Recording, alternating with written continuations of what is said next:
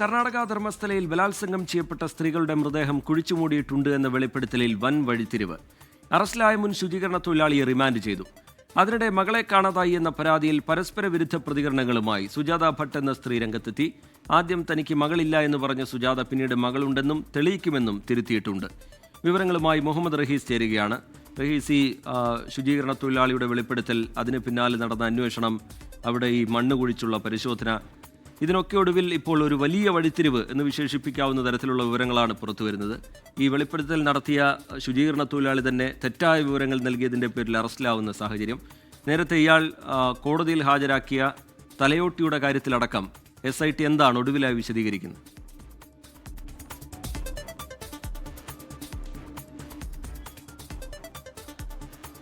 അപ്രതീക്ഷിതമായതും ഞെട്ടിക്കുന്നതുമായിട്ടുള്ള ഒരു ട്വിസ്റ്റാണ് ഇപ്പോൾ ധർമ്മസ്ഥലയിലെ ഈ വെളിപ്പെടുത്തലിന്മേൽ ഉണ്ടായിരിക്കുന്നത്. ഈ വെളിപ്പെടുത്തലിനെ തന്നെ അതിൻ്റെ ഒരു ക്രെഡിബിലിറ്റിയെ കാര്യമായി ചോദ്യം ചെയ്യുന്ന, അതിൽ വലിയ പ്രശ്നമുണ്ട് എന്ന് തെളിയിക്കുന്ന രീതിയിലാണ് SIT സംഘത്തിൻ്റെ കണ്ടെത്തൽ ഇപ്പോൾ ഉണ്ടായിരിക്കുന്നത്.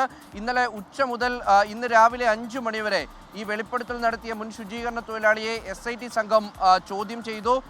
DGP പ്രണബ് മൊഹന്തിയുടെ നേതൃത്വത്തിലുള്ള സംഘമാണ് ചോദ്യം ചെയ്തത്.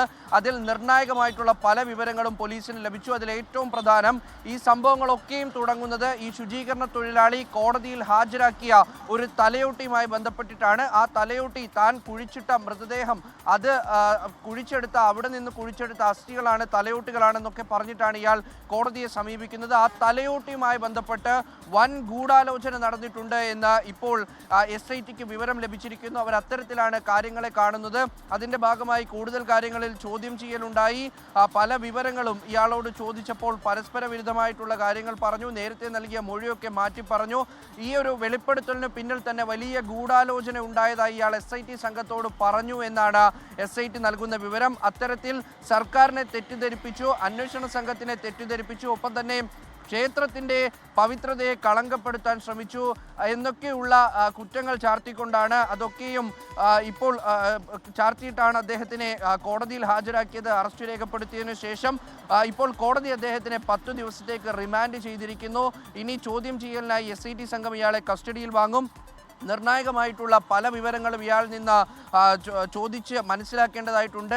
ആര് എന്തിനു വേണ്ടിയാണ് ഈ ഒരു ഗൂഢാലോചന നടത്തിയത്, അതിൽ ആർക്കൊക്കെ പങ്കുണ്ട്, എന്തൊക്കെയായിരുന്നു ഇയാൾക്ക് നൽകിയ ഓഫർ, ഇതൊക്കെ സംബന്ധിച്ചുള്ള ചോദ്യം ചെയ്യലാകും ഇനി നടക്കാൻ പോകുന്നത്. അങ്ങനെയാണ് എങ്കിൽ പ്രധാനമായും ഈ ഘട്ടത്തിൽ നമ്മുടെ മുന്നിലൊക്കെ വന്നുപോയ പല മുഖങ്ങളും ഇതിൻ്റെ പേരിൽ കുടുങ്ങാൻ സാധ്യതയുണ്ട് എന്നുള്ള വിവരം കൂടിയാണ് പ്രത്യക്ഷത്തിൽ അവിടെ നിന്നും ലഭിക്കുന്നത്. അതിനിടയിൽ മറ്റൊരു ഷോക്കിംഗ് ആയിട്ടുള്ള വെളിപ്പെടുത്തൽ ഇന്നലെ ഈ സുജാത ഭട്ടിൻ്റെ ഭാഗത്തു നിന്നുണ്ടായി. തൻ്റെ മകളെ കാണാനില്ല എന്നുള്ള പരാതിയിലാണ് സുജാത ഭട്ട് ഈ ഒരു കേസുമായി ബന്ധപ്പെട്ട് ശ്രദ്ധേയമായത്. അനന്യ ഭട്ട് എന്നാണ് മകളുടെ പേര്. ആ മകളെ വർഷങ്ങൾക്ക് മുമ്പ് ധർമ്മസ്ഥലയിൽ നിന്ന് കാണാതായി. ചോദ്യം ചെയ്യാൻ ചെന്നപ്പോൾ, അല്ലെങ്കിൽ പരാതി നൽകാൻ ചെന്നപ്പോൾ പോലീസിൽ നിന്ന് മോശം അനുഭവം ഉണ്ടായി. ധർമ്മസ്ഥലയിലേക്ക് തിരിച്ചെത്തുമ്പോൾ അവിടെയുള്ള ഗുണ്ടകൾ ആക്രമിച്ചു. ഇതൊക്കെയും സുജാത ഭട്ട് നമ്മളോടടക്കം പറഞ്ഞ കാര്യങ്ങളാണ്, പരാതി നൽകിയ കാര്യങ്ങളാണ്. പക്ഷേ അതിനൊക്കെ അപ്പുറം ഇന്നലെ വൈകിട്ടേക്ക് എത്തുമ്പോൾ തനിക്ക് അങ്ങനെ ഒരു മകളില്ല എന്ന സുജാത ഭട്ട് ഒരു മാധ്യമത്തോട്, ഒരു യൂട്യൂബ് ചാനലിനോട് സംസാരിക്കുന്നു. പിന്നാലെ ഇതൊരു ഗൂഢാലോചനയുടെ ഭാഗമാണെന്ന് പറയുന്നു. ചില സ്വത്തുമായി ബന്ധപ്പെട്ട കാര്യങ്ങൾക്ക് വേണ്ടിയാണ് താൻ ഇങ്ങനെയൊക്കെ പറഞ്ഞതെന്ന് പറയുന്നു. എന്നാൽ മിനിറ്റുകൾക്കപ്പുറം വീണ്ടും മാധ്യമങ്ങൾ എത്തുമ്പോഴേക്കും ഇതൊക്കെ മാറ്റി പറയുകയാണ്. തനിക്ക് മകളുണ്ട്, അത് താൻ SITയുടെ മുന്നിൽ തെളിയിക്കും.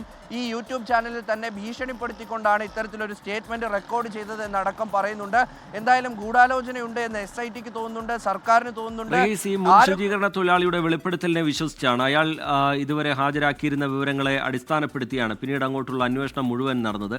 അതിൽ തന്നെ സാധ്യമായ എല്ലാ സംവിധാനങ്ങളും ഉപയോഗപ്പെടുത്തിക്കൊണ്ട് ആ അന്വേഷണം മുന്നോട്ട് പോകുന്നത് ഒരു ഘട്ടത്തിൽ നമ്മൾ കണ്ടു. അതിനിടയിൽ നിന്നാണ് ആ വിവരങ്ങളെ കണ്ടെത്തലുകളെയൊക്കെ തകിടം മറിക്കുന്ന തരത്തിലുള്ള വിവരങ്ങളിലേക്ക് ഈ കേസ്, ഇതിൻ്റെ അന്വേഷണം മാറുന്നത്. ആരാണ് ഇതിന് പിന്നിൽ പ്രവർത്തിച്ചത്? ഇതൊരു വലിയ ഗൂഢാലോചനയുടെ ഭാഗമാണെങ്കിൽ അവരുടെ ഉദ്ദേശം എന്താണ്? ഇങ്ങനെയൊരു മുൻ ശുചീകരണ തൊഴിലാളിയെ ഇങ്ങനെ രംഗത്തിറക്കിയതിലൂടെ അവർ ലക്ഷ്യമിട്ടത് എന്താണ്? അങ്ങനെ വളരെ വിശദമായ അന്വേഷണം ഇനിയും ധർമ്മസ്ഥലയുമായി ബന്ധപ്പെട്ട് നടക്കേണ്ടതുണ്ടല്ലോ. അതിലേക്ക് SIT കടക്കുന്നുണ്ടോ? നേരത്തെ ചില ശാസ്ത്രീയ തെളിവുകളൊക്കെ പരിശോധനയ്ക്ക് അയച്ചിരുന്നു. അതിൻ്റെയൊക്കെ അടിസ്ഥാനത്തിലാണോ ഇങ്ങനെ ഇതൊരു പ്ലാൻഡായ ഗൂഢാലോചനയുടെ ഭാഗമായിട്ടുള്ള നീക്കമാണ് എന്ന് അന്വേഷണ സംഘം വിലയിരുത്തിയിരിക്കുന്നത്? റീസ്,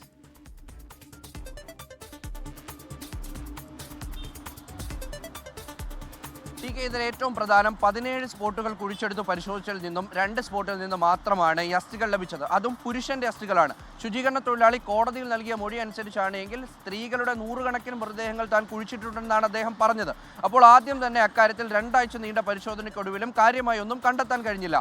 അതിനപ്പുറത്തേക്ക് ഈ സുജാത ഭട്ടുമായി ബന്ധപ്പെട്ട് ചില അന്വേഷണങ്ങളൊക്കെ നടത്തിയിരുന്നു. ആ അന്വേഷണം നടത്തിയതിൽ നിന്നും അനന്യ ഭട്ടുമായി ബന്ധപ്പെട്ട ഒരു ഫോട്ടോ പോലും സുജാത ഭട്ടിന് കൈമാറാൻ കഴിഞ്ഞില്ല. അതിനു പിന്നാലെ ഒരു ഫോട്ടോയുമായി സുജാത ഭട്ട് രംഗത്തെത്തുമ്പോൾ അത് തങ്ങളുടെ ബന്ധുക്കളുടേതാണ് എന്ന് പറഞ്ഞുകൊണ്ട് മറ്റൊരു വിഭാഗം വരുന്നുണ്ട്.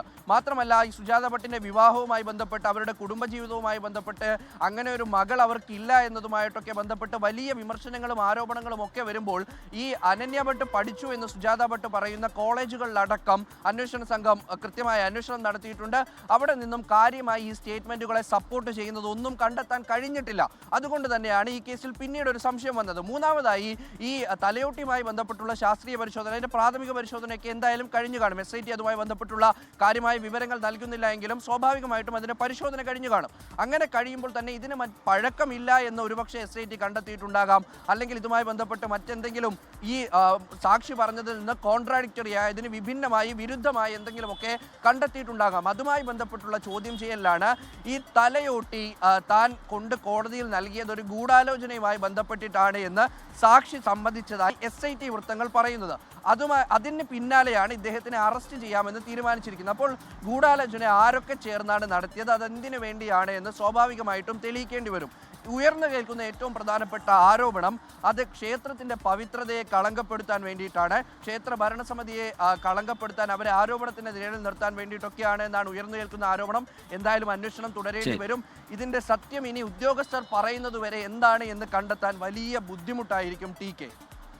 ശരി, മുഹമ്മദ് റഹീസ് വിശദാംശങ്ങൾ പങ്കുവെക്കുകയായിരുന്നു. ബലാത്സംഗം ചെയ്യപ്പെട്ട 100 കണക്കിന് സ്ത്രീകളുടെ മൃതദേഹം കുഴിച്ചുമൂടി എന്നായിരുന്നു ഈ മുൻ ശുചീകരണ തൊഴിലാളിയുടെ വെളിപ്പെടുത്തൽ. അതിനുശേഷം ഒരു തലയോട്ടിയുമായി കോടതിക്ക് മുമ്പിലെത്തി ചില കാര്യങ്ങൾ ഈ ശുചീകരണ തൊഴിലാളി വെളിപ്പെടുത്തുകയായിരുന്നു. ഇപ്പോൾ അന്വേഷണ സംഘത്തിന് തെറ്റായ വിവരങ്ങൾ നൽകിയെന്നതടക്കമുള്ള കാര്യങ്ങൾ ചൂണ്ടിക്കാട്ടിക്കൊണ്ട് ഇയാളുടെ അറസ്റ്റ് രേഖപ്പെടുത്തിയിട്ടുണ്ട്. വലിയൊരു ഗൂഢാലോചന ഈ നീക്കത്തിന് പിന്നിലുണ്ടായി എന്നാണ് ശുചീകരണ തൊഴിലാളി തന്നെ ഇപ്പോൾ മൊഴി നൽകിയിരിക്കുന്നത്.